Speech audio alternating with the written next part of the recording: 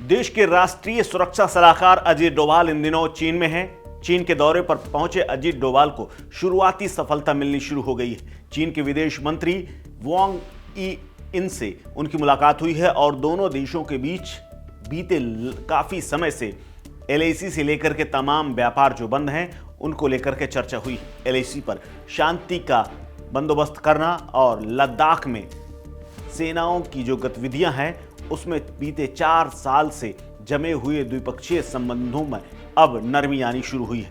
इसीलिए चीन कई मुद्दों पर बातचीत के लिए तैयार हुआ और भारतीय प्रतिनिधिमंडल का नेतृत्व करते हुए अजीत डोभाल 5 साल के अंतराल के बाद एक बार फिर से वार्ता करने पहुंचे हैं। खास डेलीगेशन के साथ 23वें दौर की बातचीत में हिस्सा लेने के लिए वो बीजिंग पहुंचे, जहां पर उनकी आज विदेश मंत्री से मुलाकात हुई। इस बैठक में कई मुद्दों पर बात हुई। इससे पहले दिल्ली में बातचीत हुई थी। बातचीत चीन के टाइमिंग के अनुसार करीब सुबह 10 बजे शुरू हुई, जिसमें विभिन्न मुद्दों पर बातचीत हुई। इनमें सबसे खास था व्यापार और एलएसी पर विवाद। आपको बता दें, एलएसी पर लगातार चीन के साथ भारत की तल्खी थी, लेकिन बीते कुछ समय से लगातार वो भी नरम पड़ रहा है। सबसे पहले हुआ था गलवान कांड और उसके बाद दोनों देशों के बीच अच्छा खासा तनाव आ गया था।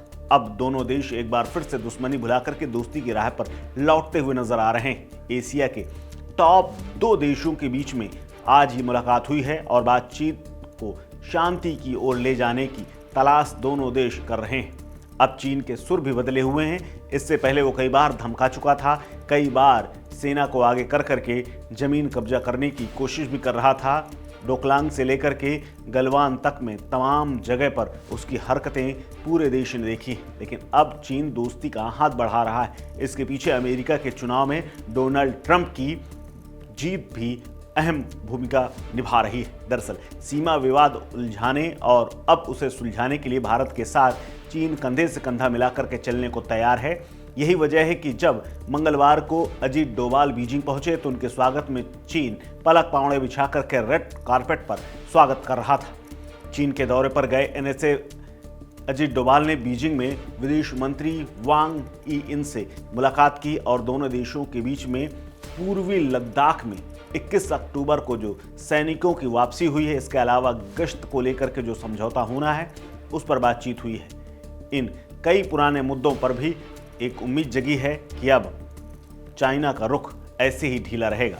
भारत चीन के बीच में इस साल अक्टूबर में सीमा विवाद को सुलझाने के लिए सहमति बनी थी, लेकिन दोनों देशों के शीर्ष नेतृत्व के बीच में बैठक नहीं हुई थी। इसके लिए दोनों देशों ने अजीत डोभाल और वांग ई को स्पेशल प्रतिनिधि बनाया है और अब ये मुलाकात हुई है। चीन विदेश मंत्रालय के बयानों में पूर्वी लद्दाख में एलएसी पर सैन्य गतिविधियों के संबंध में फिलहाल कोई बात नहीं की गई है, ना ही इस संदर्भ में कोई सामने आया है, लेकिन इसमें आपसी सूझबूझ के साथ आगे बढ़ने की रूपरेखा फिलहाल तैयार कर ली गई है। 21 अगस्त को घोषित किए गए सीमा गश्त व्यवस्था और इसके बाद 23 अक्टूबर को रूस के कजान में ब्रिक्स शिखर सम्मेलन में हुई प्रधानमंत्री नरेंद्र मोदी और चीनी राष्ट्रपति शी जिनपिंग के बीच की जो मुलाकात थी, उसका बयान का असर भी इस बैठक में नजर आ रहा है। चीन और भारत के बीच होने वाली बातचीत के लिए पूछे गए एक सवाल के जवाब में चीनी विदेश मंत्रालय के प्रवक्ता लिन जियान ने कहा कि हम दोनों देशों के नेताओं के बीच में अहम कई मुद्दों पर सहमति बनी है और हम इसको लेकर आगे बढ़ेंगे। आपसे विश्वास को आगे बढ़ाया जाएगा। हमारे द्विपक्षीय संबंध इसमें मजबूत होंगे। स्थिर विकास के लिए हमारी वापसी होगी। हम भारत के साथ काम करने को तैयार हैं। आपको बता दें, साल 2019 के बाद से ये पहला मौका है जब कोई अधिकारी इस लेवल पर जाकर के चीन के दौरे पर है। इससे पहले 2019 में विदेश मंत्री जयशंकर ने बीजिंग का दौरा किया था। चीन और भारत के नेताओं के बीच में महत्वपूर्ण आम समझ को लागू करने, एक दूसरे के मूल हितों की चिंता करने और सम्मान करने की बातचीत, तमाम मसलों पर इसी तरह विश्वास बहाली की ओर ये कदम माना जा रहा है। अब सवाल ये भी है कि चीन का अचानक ये हृदय परिवर्तन हुआ क्यों? क्या इसके पीछे डोनाल्ड ट्रंप की जीत बड़ी वजह है? दरअसल रणनीतिकारों की माने तो डोनाल्ड ट्रंप चीन के कट्टर आलोचक माने जाते हैं और 20 जनवरी को जब वो राष्ट्रपति की कुर्सी पर बैठेंगे तो उनका संबंध सीधे तौर पर भारत के साथ ज़्यादा मजबूत हो जाएगा और इसीलिए चीन के खिलाफ एक्शन भी शुरू हो सकते हैं। डोनाल्ड ट्रंप के कुर्सी संभालते ही चीन पर भारी भरकम टैरिफ लगाने का भी एक अनुमान लगाया जा रहा है। कुछ पाबंदियां भी हैं।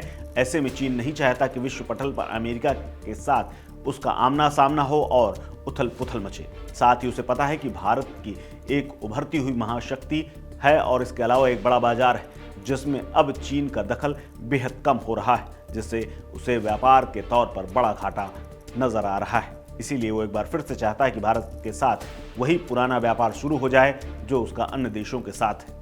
अब देखना है यह व्यापार और ये मुलाकात का असर आने वाले समय में किस ओर दिखता है। इस खबर में फिलहाल इतना ही। अपडेट्स के लिए बने रहिए वन इंडिया हिंदी के साथ। नमस्कार।